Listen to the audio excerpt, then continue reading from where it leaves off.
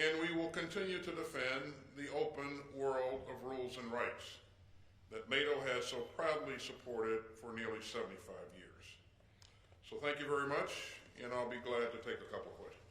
Thank you, Mr. Secretary. First question will go to Christopher Gordon, Air and Space Forces Magazine. Thank you. Mr. Secretary, in what ways would NATO's security be strengthened if Sweden were to become a member of the alliance in the upcoming months? How specifically would such a development enhance the alliance's military and deterrence capabilities in the Nordic region and generally? Why is it important? And if Sweden is not admitted into the alliance soon, what specific steps will the U.S. take to safeguard Sweden's security in the meantime? Would there be more military deployments, exercises, training, planning? What will the U.S. do to prepare the way for Sweden's eventual integration into NATO and protect in the meantime? And if I may ask a related question, sir, did you make any headway in your meeting with Turkey today on winning support for Sweden's accession into NATO? And can the provision of F-16s to Turkey go ahead if Turkey does not agree to Sweden's accession into NATO? Hey, Chris, I lost you on about the 10th question there, but we'll try to catch up here. First of all, in terms of the value that Sweden brings to NATO, as you know, Chris, Sweden is a strong democracy, and it's a country with a substantial military capability. They've invested over the years in modernization. We have trained with them in a number of cases, and so being interoperable in a very short period of time would be no challenge with Sweden.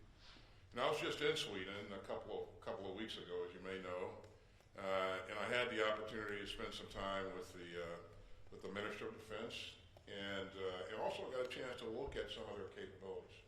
Very impressed with the leadership in our military and the enthusiasm and commitment of their troops.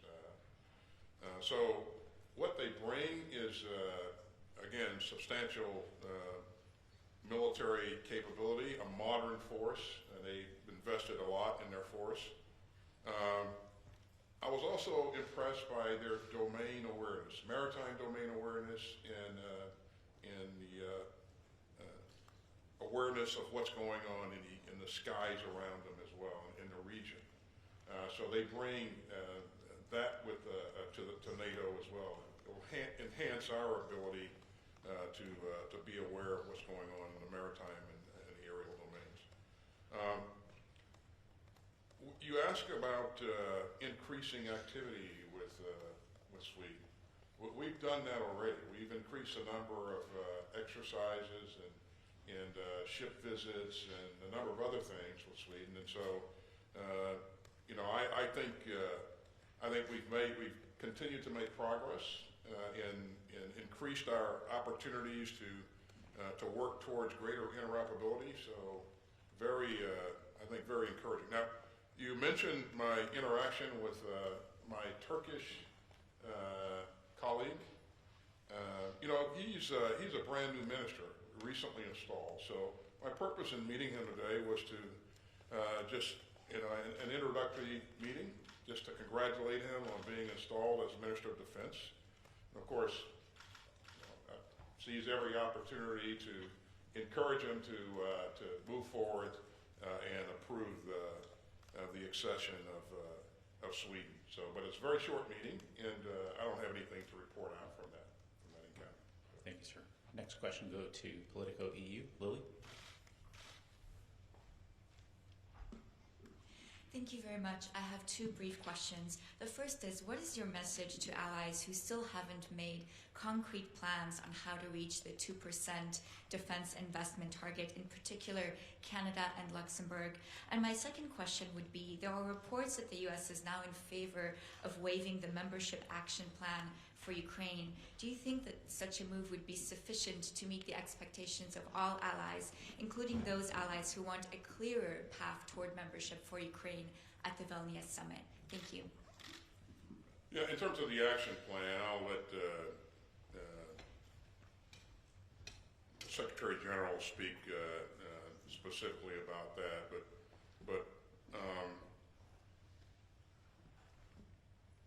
I think we're at a point in time where, you've heard me say that we're confronting historic challenges, and so what we've learned over the last many months as we've watched this unprovoked and illegal invasion of Russia into Ukraine, what we've learned is that countries have to invest in their defense, and I think we know that already, and most everybody knows that already, but it became real as we saw this unfold, and so countries are leaning forward and more than willing to invest in their defense.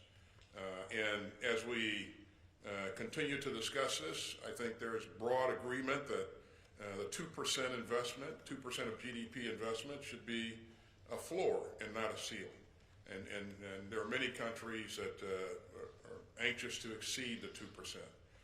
And there are many countries that are on the glide path to get there in a reasonable amount of time. In terms of the specific countries that have not yet made it there, I would defer to them to talk about their plan to get there. But I see broad agreement that this is a goal highly worth pursuing. So we'll continue to encourage our allies to meet that goal, because it's really, really important.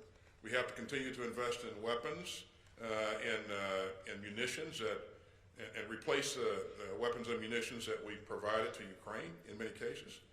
And it's going to take increased investment to make sure that we are where we need to be across the board with NATO. We also have to standardize munitions. We've learned a lot there as well.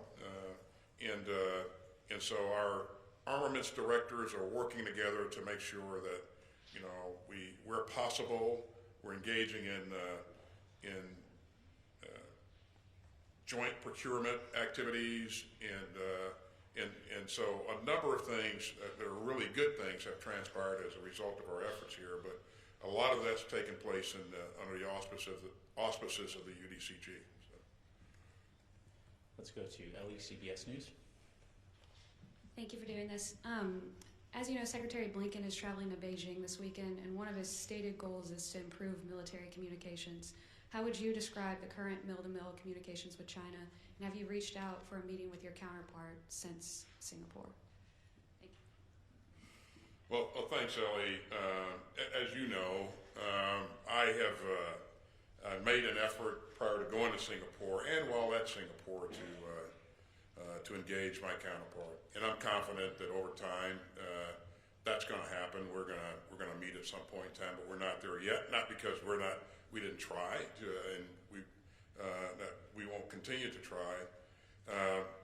As you know, I was in Singapore a week and a half ago. I've been on the road quite a bit, and so I've not reached out since. But again, the door is open, and my phone line is open, and so they can pick up the phone and call at any time, and we'll continue to work to make sure that we have open lines of communication. Ellie, you've heard me say a number of times that I think it's important that countries with significant military capacity and capabilities have the means to talk to each other, so that we can manage potential crises and make sure that things aren't allowed to unnecessarily spiral out of control. The kind of relationship that we want to have with China is one of competition and not one of contention. So we'll continue to work to make sure that where and when possible, we open those lines of communication. We have time for one more question. Let's go to Elena from Sesponet, Ukraine. Олена Конкова, Ukrainian Public Station. Secretary Austin, thank you very much. First of all, recently it was the information that appeared in the New York Times and several in other American media that U.S. may offer Ukraine some so-called Israeli security model. Can you explain in more detail what exactly does it mean, and do you think it is a viable idea and it will be available for Ukraine as some kind of security guarantees, although I guess you know that it's not the same security guarantees as the Ukrainian side would like to receive? Thanks, Elena. I won't speak to any type of security arrangement at this point in time. What I've been focused on, what I remain focused on, is making sure that we're providing Ukraine the security assistance that it needs to be successful in this fight, Elena. And it's really important that we and our partners that are fighting the fight remain focused on this. We'll have a bilateral relationship with Ukraine going forward, as you would imagine. The people who will hammer out those kinds of arrangements are talking to each other. But again, my focus remains on making sure we get the right kinds of security assistance to Ukraine so they can be successful. And I think this is a really critical time point in time on the battlefield. So, but thanks for the question. Thank you, Mr. Secretary. Ladies and gentlemen, that's all the time we have for today. Thank you for coming.